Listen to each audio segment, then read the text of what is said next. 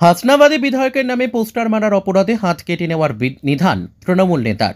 উত্তর চব্বিশ পরগনার হাসনাবাদ হিঙ্গলগঞ্জের বিধায়ক দেবেশ মণ্ডলের নামে কুরুচিকর মন্তব্য করে একাধিক পোস্টার পড়েছে।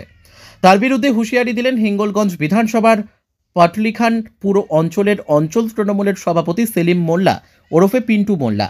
তিনি বলেন, কারা লিখেছেন মনে করছেন আমরা বুঝতে পারছি না, কিন্তু আমরা সব বুঝতে পারছি।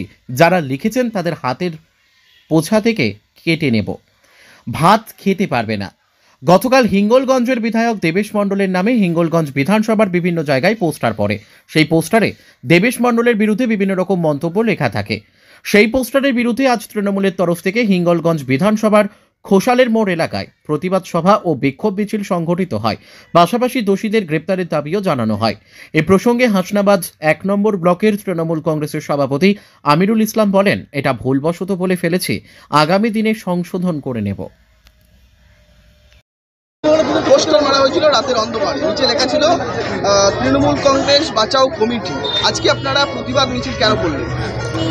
দেখেন, প্রতিবাদ মিছিল কেন করলাম আপনারা তো জানেন যে এখানে কোনো তৃণমূল কংগ্রেস বাঁচাও কমিটি নেই। একটা ভেকধারী সন্ত্রাসকারী দলে কালিমা লিপ্ত করার জন্য এক শ্রেণীর লোক বিরোধীদের সহযোগিতা করা বা বিরোধীদের মদতে এই নামটা ব্যবহার করছে। আমাদের মাননীয় বিধায়ক সাহেব হিঙ্গলগঞ্জের আপামর জনসাধারণের কাছে দেবতুল্য। তিনি একজন ন্যায় নিষ্ঠাবান, সৎবান এবং খুব সরল সাদা লোক। তিনি প্রত্যেক মানুষকে আপনজন মনে করে। এখানে সাম্প্রদায়িক সম্প্রীতির নিদর্শন তিনি। সকল ধর্ম বর্ণের অনুষ্ঠানে বলেন, কোনো কালচার প্রোগ্রাম বলেন, যখন যেখানে দ্বীপবেষ্টিত এলাকা হলেও তিনি পৌঁছে যান। তিনি মানুষের ডাকে, মানুষ ডাকলেই সেখানে চলে যান। সেই মাননীয় দেবেশ মণ্ডলের নামে কুৎসা, তার ব্যক্তিগত চরিত্র নিয়ে যে অপমান, সে আমরা খুব লজ্জিত, মর্মাহত। তাই আমরা জনসাধারণের কাছে তার ভাবমূর্তি অক্ষুণ্ণ রাখতে, যারা কাপুরুষ, তাদের যে এই কাপুরুষিত ব্যবহার, তার প্রতিবাদ ধিক্কার জানাতে জনসাধারণকে সামনে ডেকে আমরা প্রতিবাদটা জানালাম। পাশাপাশি আজকে একদম যে প্রতিবাদ সভা, সেই সভা থেকে আপনারই দলের ব্লক পঞ্চায়েতের সভাপতি সেলিম মোল্লা তিনি একটা কথা বললেন যে যারা চক্রান্তকারী, যারা যে পোস্টার মেরেছে তাদেরকে আমরা আইডেন্টিফাই করেছি, তাদেরকে আমরা হাতের কবজি কেটে নেব। দেখেন, পিন্টু আমাদের একটা যুব, ও আবেগবশত বলেছে আমরা আইনের পথে চলবো, আমরা কোনো উচ্ছৃঙ্খলতায় যাইনি। পুলিশকে জানিয়েছি, দলের নেতৃত্ব জানি, যেটা বলবে আমরা সেইভাবে করব। আমাদের যদি কেউ ভাষা বলে, নিশ্চয়ই আমরা সংযত আগামী দিন মানুষের কাজ করব, মানুষের পাশে থাকব। কোনো হুমকি, মানুষকে কোনো অন্যায় অত্যাচার করব না আমরা মানুষের পাশে থাকব, অন্যায়ের প্রতিবাদ করব।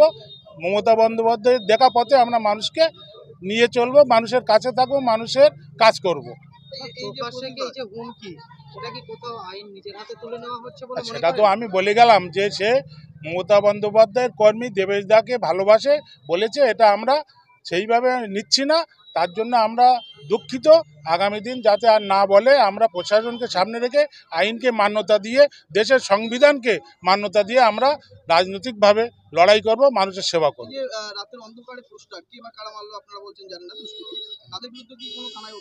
হ্যাঁ, নিশ্চয় হয়েছে। হাসনাবাদ থানায় আমরা অভিযোগ করেছি। না, বাই নেম আমরা দেখিনি, নাম দিয়ে লাভ কি? পুলিশ তার কাজ করবে, যে করেছে নিশ্চয়ই আমাদের পশ্চিমবঙ্গের প্রশাসন এর উদ্ঘাটন করবে। তৃণমূল বাঁচাও কমিটির নামে পোস্টার, সেক্ষেত্রে এখানে কি কোথাও তৃণমূলের কোনো গোষ্ঠীদ্বন্দ্ব বা দ্বিতীয় কোনো দল তৃণমূলের এরকম কিছু প্রকাশ পাচ্ছে? এর আগে তো আমরা এরকম শুনিনি আজকে, কিন্তু থাকারই কথা নয়। আর যারা একটু অপকর্ম, দল সঠিকভাবে চললে কিছু লোকের ব্যক্তি স্বার্থ হয়, তারা চেষ্টা করবে কালিমা লিপ্ত করার। দেখুন, এই বক্তব্য শুনে আমরা একেবারেই অবাক হচ্ছি না। তার কারণ এটাই তো তৃণমূল কংগ্রেসের রাজনৈতিক সংস্কৃতি। এই ধরনের নেতারাই তো তৃণমূল কংগ্রেসের সম্পদ। নির্বাচনের সময় এই ধরনের নেতারা জোরপূর্বক মানুষের ভোটাধিকার কেড়ে নিয়ে ক্ষমতা দখল করছে। আমি বরং সব থেকে অবাক হচ্ছি পুলিশের ভূমিকা নিয়ে। জনগণের করের টাকায় যারা মাইনা পায়, তারা এখনও এই ধরনের ঘটনার কোনো ব্যবস্থা নিচ্ছে না কেন? আইনানুগ ব্যবস্থা নেওয়া অবিলম্বে উচিত বলে মনে করি আমরা।